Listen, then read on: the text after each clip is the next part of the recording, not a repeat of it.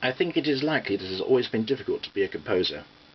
Within the last 150 years or so, that is since the Industrial Revolution, it has seldom been easy for a composer to sustain a decent livelihood by the fruits of his labours alone. And during this period, composers have often been confronted by complaints from numbers of people that their music was difficult to understand and even that it was ugly. These two difficulties of getting a living at the job and of writing music that pleases his audience confront the composer today in a more intense form. It is common knowledge that from the beginnings of European art music, which may be said to date from the 10th century, composers have been sustained by some form of patronage, either by the church during the period of church feudalism, or by the secular nobility after the Reformation, or by the mercantile bourgeoisie. The Industrial Revolution resulted in, among other things, the decay and final disappearance of patronage as an institution. The composer became freelance. Unless he was fortunate enough to be the sort of person who wrote music that was generally popular among people who were prepared to pay to hear it, he was in general unable to devote himself to the art unless he got the means of livelihood from some other source. This particular difficulty, which takes on such an acute form today, is therefore not new in itself. It is a difficulty of degree. During the periods of patronage, music was always addressed to a particular audience. In general, the music of composers such as Bach or Haydn was liked well enough by the audience for whom it was designed. Perhaps Beethoven, whose lifetime spanned the transition from mercantile capitalism to industrial capitalism, can be said to represent the beginnings of the freelance type of composer who flourished in the Romantic era.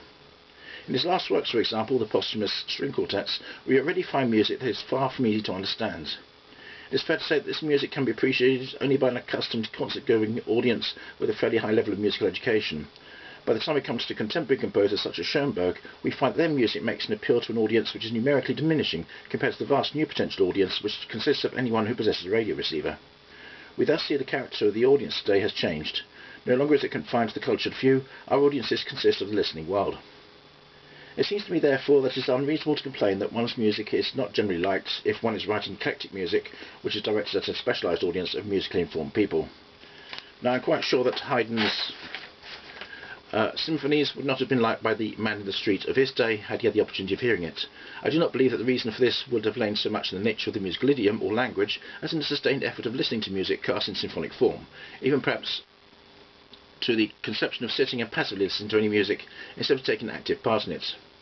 The spread of general education, even though the bulk of it is still elementary, plus the increased social opportunity of hearing music, accounts for its more widespread acceptance today.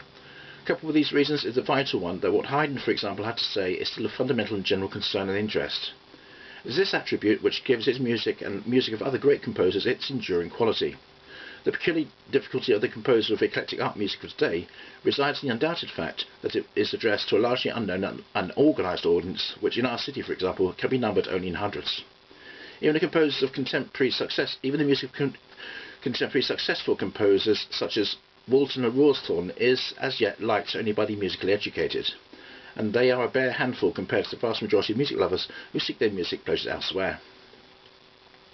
This brings me to the third factor, the split in music.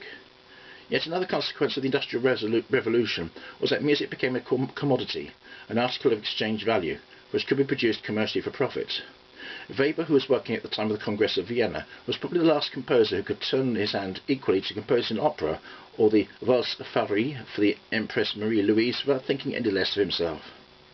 But thereafter the line divided into a black and white sheep of those composers who would dream of putting their names to a popular tune, and those who, with a similar but inverted snobbery, sneered at the highbrow stuff of the symphonists and so on. It is the existence of this commercialised music that is the new factor of today. It has taken the place of folk music in those countries which have become infested by the social conditionings necessary for its flourishing. As commercial interests have got their hooks into music ever more firmly, so also this music has become increasingly debased and commonplace. This commercialised music has, to a considerable extent, alienated large sections of the population from other kinds of music, because its insidious quality has such a sufficiently currently corresponds to the actual social emotional needs of people to dupe and dope them. There is no other music today which presents, for the general mass of people, even the appearance of providing comparable emotional satisfaction, illusory though this satisfaction is, in fact. In my opinion, this split in music is the fundamental feature of the contemporary musical scene. I believe it is necessary to bridge the gulf. I believe it is this cleavage in music is a social product. The solution of the problems arising are therefore not purely musical. This musical gulf cannot be bridged until the social gulf is likewise bridged. The dawnings of socialism in many parts of the world are, in fact, beginning to bring this about. I believe that those composers who try to evade the issues by consciously composing for the future are doomed to sterility. I say this because the social attitude necessary to this way of thinking involves a deliberate dissociation of the composer from the general stream of life. It's an attitude which leads to the ivory tower. And I think it unlikely that the musical products of such solitary communings will produce anything more than an extremely private record of personal problems which results in what Caldwell has termed unsocialised fantasies which cannot be of general and public concern. Such music, in my estimation, will only likely to appeal only to those who are similarly afflicted.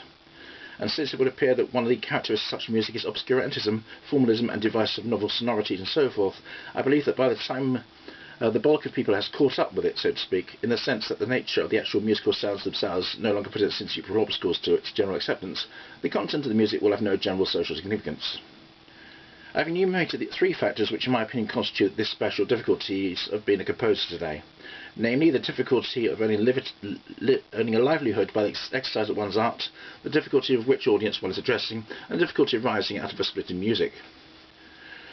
I must mention a 4th and final difficulty arising out of this last, and this is the curious difficulty of the absence of style, to which Alan Bush drew attention recently. He pointed out that various past periods have always associated with them a system of composing upon which everyone was agreed. Bach, Handel and their contemporaries pursued the same method of composing, so also Haydn and Mozart had a common method. But this present epoch has that curious distinction of musical anarchy. Art music is divided against itself. Schoenberg, Hindemith, Stravinsky, not to mention Haber and the microtone composers, all have their own individual methods of composition. This constitutes a very considerable difficulty for the composer today. In its origins, this anarchy is a product of the enforced isolation of the composer, bereft alike of economic stability and that of any social affinities. I do not believe that the solution of this problem is dependent on someone writing yet another book on how to compose music, or on the theoretical evolution of an acceptable lingua franca. I believe the solution will only come when the other 3 difficulties have been resolved, for only then will composers be able to regain their lost status in the community. In England, the development of musical life is beginning to take on the form of a new kind of patronage, state and municipal patronage. It is by no means visionary to foresee the time when not only executive musicians will be sustained in economic stability by these means, and this happy development has already begun, but composers will also be commissioned by the states and by the municipalities to compose music for all sorts of occasions outside the present limited scope of music for royal weddings and the like. Proper working conditions of this sort will restore composers in their own estimation as well as in the estimation and affection of the general public.